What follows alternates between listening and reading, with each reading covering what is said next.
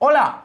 My name is Tony Lerik Larsen, and in this video we are gonna do a stop motion animation of McDonald's hamburgers, fries and Happy Meal. So the idea of the stop motion is to tell a short story about cute small hamburgers being chased by this bigger hamburger monster. But then a Happy Meal shows up, takes care of the hamburger monster, and then the small cute hamburgers are reincarnated via the Happy Meal. So in short, we're not focusing on selling the taste of the hamburgers, but instead on branding the Happy Meal as an experience. And of course, as a nod to the longest ongoing McDonald's campaign, we're gonna add a little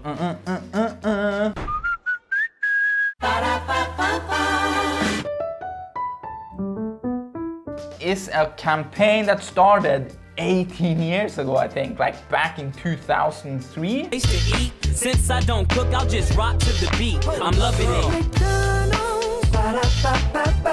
So this is probably the worst BTS ever because I forgot to shoot it. I've started to clean up everything here, but for the sake of explaining my process in simple steps, I fished up a burger, took some fries, and then I'm gonna probably show you how I did it. And now that I have this studio light, I cut off all natural light from the windows. Now it's dark, but earlier in the day I closed the door. The conditions would be the same no matter how long of a pause or break I take and continue my work. You have a plan, make sure to storyboard it. Even though the idea can be fairly simple, it's so easy to forget what you're doing. It's the first shot, second shot, third shot. And that doesn't mean I can't change the order of stuff. It just means I have something to go after when I get tired or when I start to lose track of what I'm doing. Tripod is laying upon this shelf. I have a sandbag here to make sure it's not moving, and to be 100% sure I'm not moving anything, I'm using this remote to take pictures, and I set the setting on the monitor to never turn off. Set the focus manually, shut off the autofocus so it will never move, and I placed chips in the corners as guidelines for when I'm not looking at the screen. I could see the edges of the frame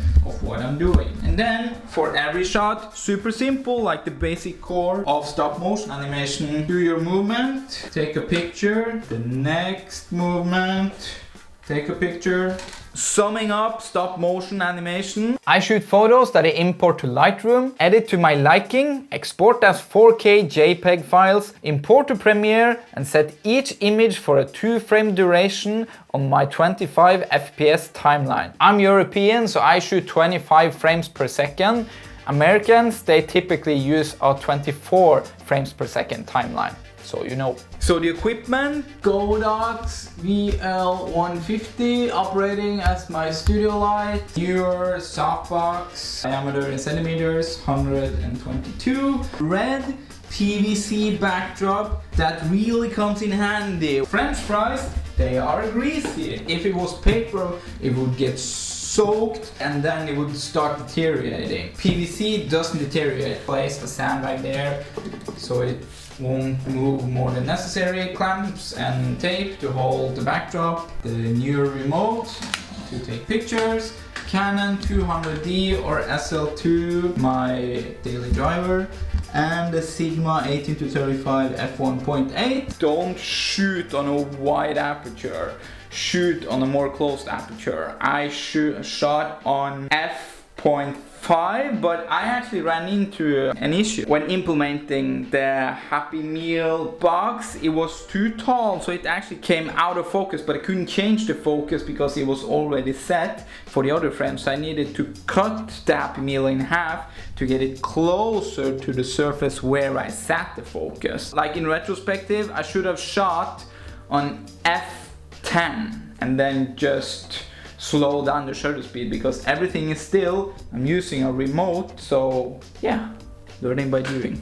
So without further ado, here is the McDonald's Happy Meal stop motion animation story.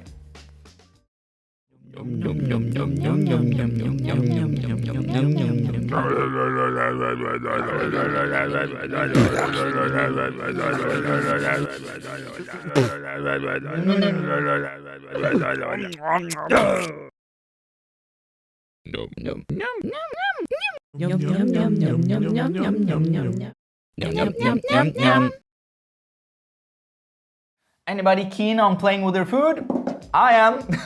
In previous videos on my YouTube channel, I played around with stop motion animation, and despite being very time consuming, I think it's always worth it in the long run. It's a very interesting technique that's not shown a lot in mainstream media. But now over to the next segment of this video. Intern Polly's creator of choice, yeah!